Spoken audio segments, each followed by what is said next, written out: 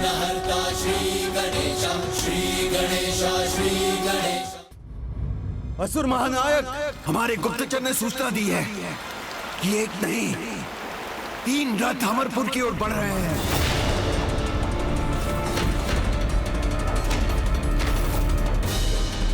मात्र 3 रथ? हाँ महामंत्री कुटिलाक्ष, मात्र 3 रथ, किंतु प्रत्येक रथ एक संपूर्ण नगर के समान विशालकाय है। अनेकों सैनिकों के सैन्य दल से सुसज्जित है। मैं स्वयं उनकी इस असाधारण विशालता का साक्षी बना हूं।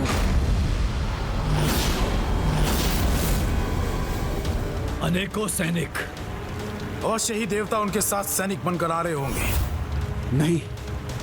नहीं तो अवश्य त्रिदेवों ने उसका सहयोगी बनना स्वीकार किया होगा। त्रिदेवों और देवताओं को नहीं, वो सेना असंख्य नारी योद्धाओं की है।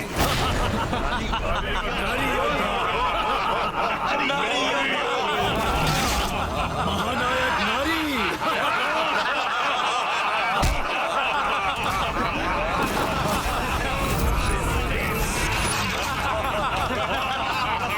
तुम्हारी सभा में तुम्हारी उपस्थिति में ऐसा अट्टहास करने का तो साहस कैसे कर रहे हैं ये? इसका कठोर दंड दो। नारी शक्ति।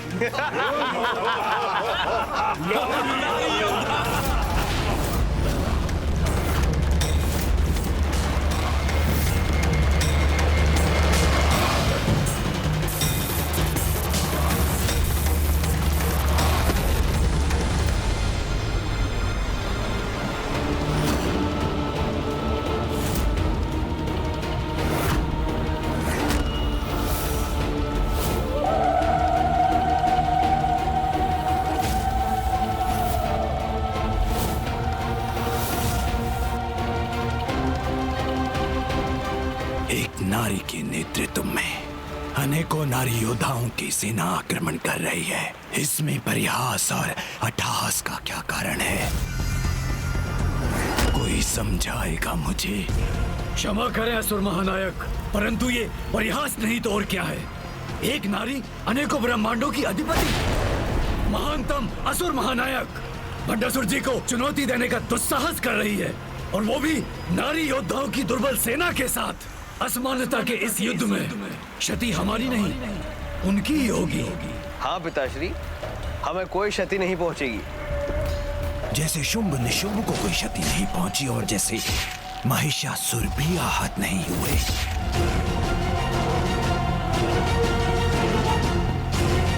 नारी को शक्तिहीन समझने की मूर्खता मत करो। शक्ति की स्रोत है वो, अपार शक्ति जागृत कर सकती है। और यहाँ जिसका आगमन हो रहा है वो कोई साधारण नहीं, अपितु असुर गुरु शुक्राचार्य के अनुसार स्वयं देवी पराशक्ति की रूप माता ललिता है।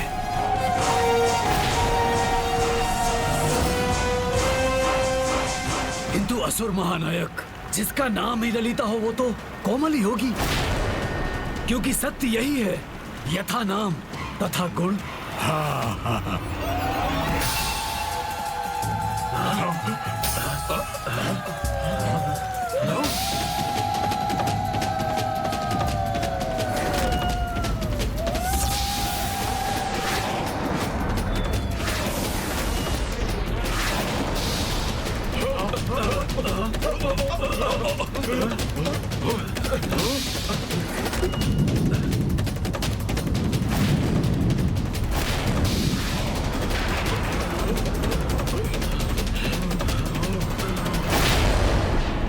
भयानक संकेतों को उत्पन्न करने वाली, अपने नाम के अनुरूप कोमल तो कदापि नहीं है। परंतु असुर महानायक, ये भी तो हो सकता है कि ये मात्र उसकी एक माया हो। मुझे कदापि ये विश्वास नहीं है कि एक नारी प्रकट होते ही इतनी विशाल काय सेना उत्पन्न कर दे। समस्त ब्रह्मांडों में आप सर्वाधिक शक्ति संपन्न हैं, महानतम है आप। जिसने आपको चुनौती देने का दुस्साहस किया है, उसके लिए यही उचित दंड होगा कि आप अपने सबसे दुर्बल असुर से उसे पराजित करवाएं। ये उचित सुझाव लग रहा है। मैं अपने सबसे दुर्बल असुरों को ही उस नारी का सामना करने के लिए भेजता हूँ। इससे मुझे उसकी शक्ति और युक्ति दोनों का भान हो जाएगा। असुर महानायक द्वारा कभी कभी अपने महामंत्री और सभासदों का उचित सुझाव स्वीकार करना इतना तो चलता है, तो फिर किसे भेजे हम? असुर भ्राताओं, दुर्मत और कुरुंद। वो मूर्ख, मुझे विश्वास नहीं कि वो ये कार्य कर सकेंगे। हाँ विशुक्र, वो मूर्ख तो हैं, परंतु समर्थ भी। और वैसे भी उन्हें एक नारी और उसकी सेना से ही तो सामना करना है। दुर्मत और क्रोध, दुर्मत और क्रोध।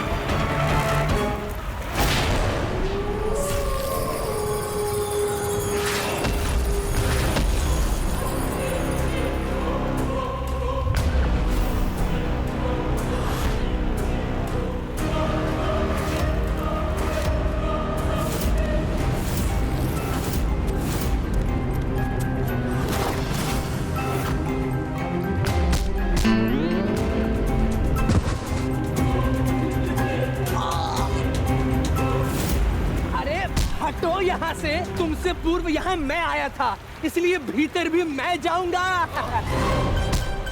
अरे किंतु तुमसे टकराकर तुमसे पूर्व मैं नीचे गिरा था, तो मैं जाऊंगा ना प्रथम। गिरे तुम होगे, किंतु अधिक निद्रा किसने ली है? मैंने। और अधिक खर्राटे भी तो मैंने लिए हैं, 40 खर्राटे।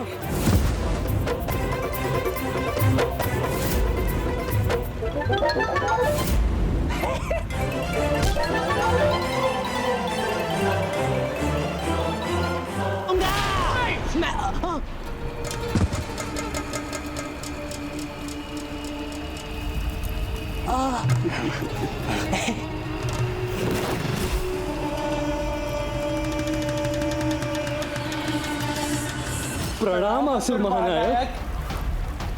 हे महान असुर महानायक, इन दोनों महामूर्खों को भेजकर कहीं हम अपना अपमान तो नहीं करा रहे हैं?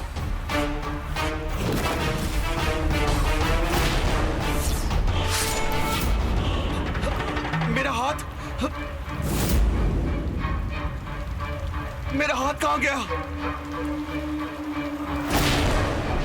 कहा था ना मैंने, मूर्ख हैं परंतु समर्थ भी। कितनी तीव्र गति और शक्ति से अपने शत्रु का आखेट करते हैं ये। देखिए महानायक। जाओ तुम दोनों और अमरपुर की ओर बढ़ते हुए रथों को रोको। ये कार्य तो मैं ही करूंगा। असुर महानायक का प्रमुख सेवक जो बनना है मुझे। नहीं, ये कार्य मैं करूंगा। मैं क्यों न बनूं उनकी दृष्टि में वाहन? नहीं, मैं करूंगा। ये तो यहाँ से जा ही नहीं रहे। कदाचित हमें दूसरे योद्धा को भेजना पड़ेगा असुर महानायक, जो आपके आदेश का पालन करने में समर्थ हो। नहीं नहीं नहीं नहीं, हम ही जाएंगे। ये महान कार्य हम ही करेंगे। मैं जाऊंगा। मेरे रास्ते में तुम बता। मैं जाऊंगा। चुप रहो, तुम्हें नहीं आता, तुम बताओ। मैं जाऊंगा। मंत्री कुटिलाक्ष, आपस में उलझ कर ये अपना कार्य न भूल जाए, इसे सुनिश्चित करने आप भी जाइए इनके साथ। जैसी आपकी आज्ञा महानायक।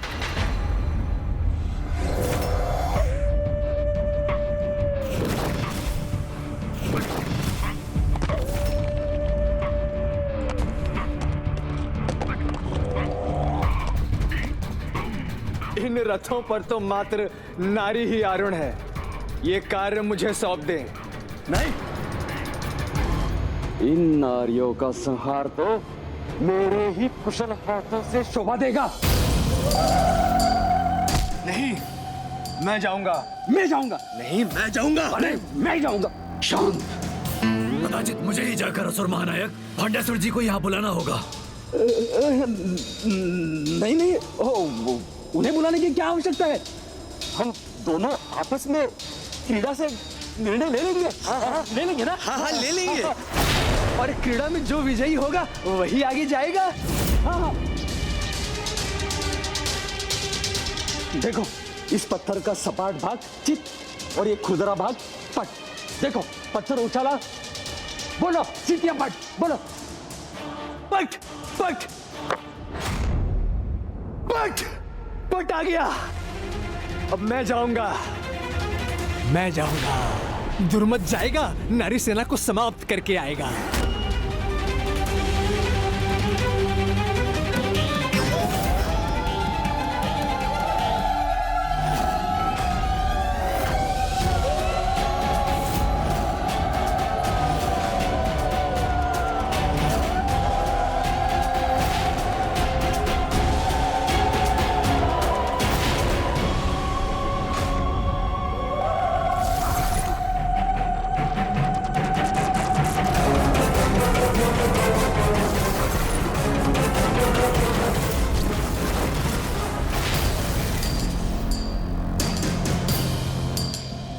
क्या भंडासुर को माता की शक्ति का तनिक भी आभास नहीं, जो उसने अपने सबसे दुर्बल योद्धा को उनसे युद्ध के लिए भेज दिया? भंडासुर बहुत चतुर है भैया। इसे भेजने के पीछे भी उसका कोई ना कोई उद्देश्य अवश्य होगा।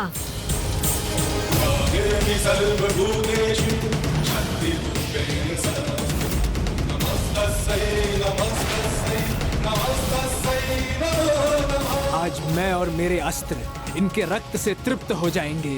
तुम जो भी हो मूर्खता मत करो, हट जाओ मेरे मार्ग से, अन्यथा मेरे रथ के तले कुचल जाओगे। नारी हो, नारी के समान व्यवहार करो। मैं एक अवसर देता हूँ, युद्ध की कामना त्याग कर यहाँ से लौट जाओ, अन्यथा मैंने अपना कार्य प्रारंभ किया तो तुम सभी रथों पर कोई जीवित शेष नहीं बचेगा।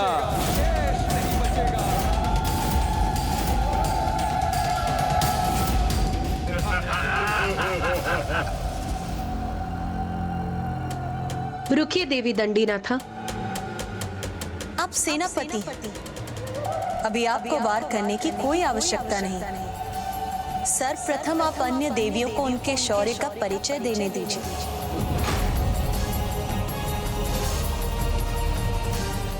देवी संपत्करी, देवी संपत्करी।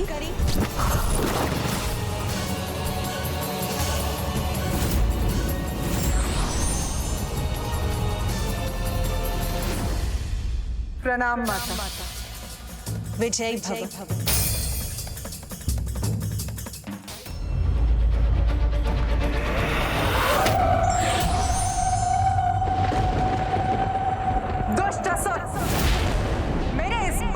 सामना अब नहीं कर सकोगे तुम।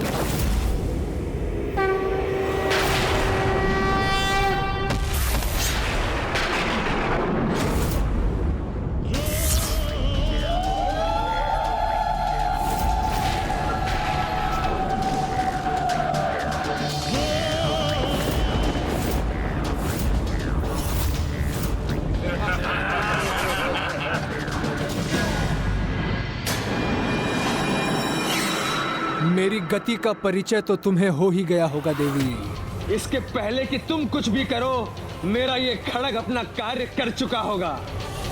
इसलिए अपने बचाव में कुछ भी करने का प्रयत्न न करना। असंभव!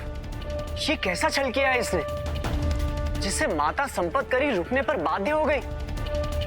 देव सेनापति कुमार कार्तिकेय, ये असुर हैं, असुर।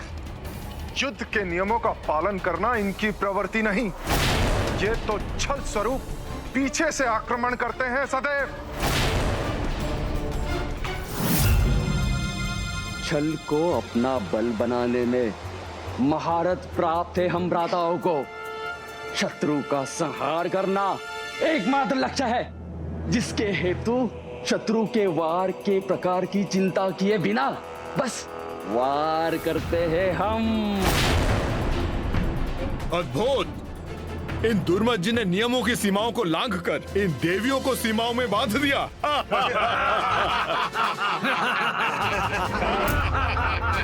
सावधान देवी, मैंने कहा था ना, मेरी गति ही मेरा परिचय है, उसे चुनौती ना दीजिए।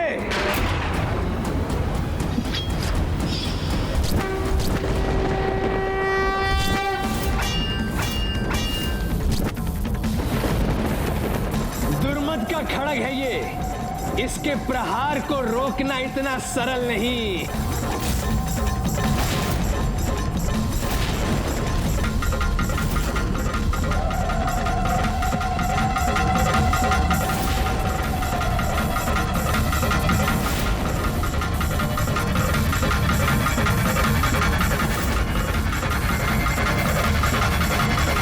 अब गति नहीं, दुर्गति बनेगी तुम्हारा परिचय।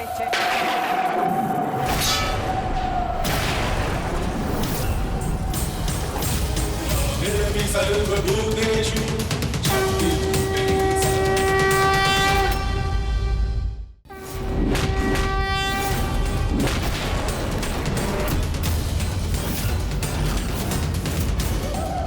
असंभव। भ्राता दुर्मत का प्रहार व्यर्थ कर उन्हें ही आहत कर रही है देवी। जब अधर्म का सामना धर्म से होता है तो उसका अंत आरंभ हो जाता है, और अब दुर्मत के साथ भी वही हो रहा है। जिस गति को तुम अपना परिचय, अपनी विशेषता कहते हो, वो हम नारियों की शक्ति का एक साधारण गुण है। तुच्छ नारी, ये तुम नहीं, तुम्हारा अहंकार बोल रहा है, जिसे मैं अभी अपने प्रहार से नष्ट कर दूंगा।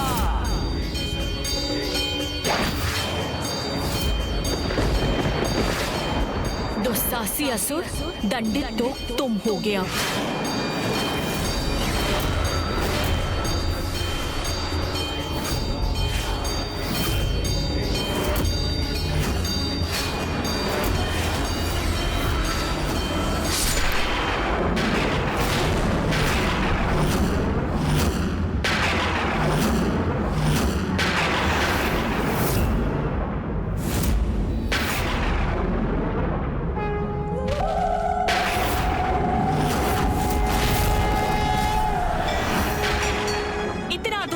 तुम्हारा, मेरे मुकुट को क्षति पहुंचाई तुमने। उचित हुआ, सर्वथा उचित हुआ। उचित हुआ नहीं, अब होगा।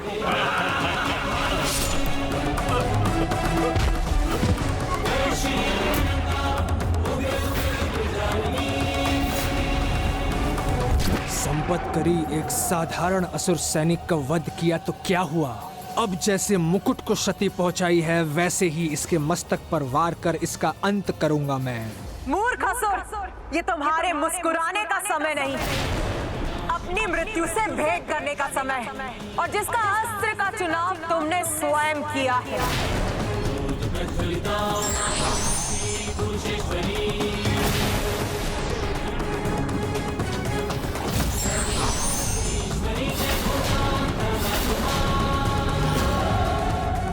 अब मुझ पर वार करने का अवसर नहीं दूंगा मैं तुम्हें।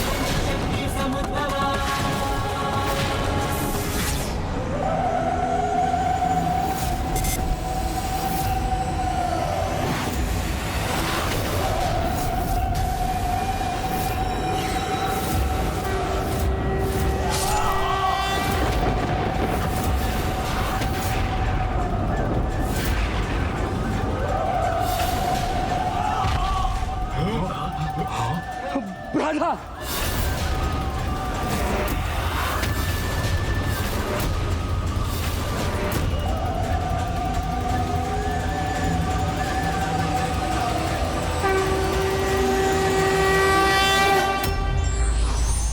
छल और कपट से अर्जित सामर्थ्य एक ऐसा छलावा है जिसका अंत धर्म रूपी स्तंभ से टकराते ही हो जाता है।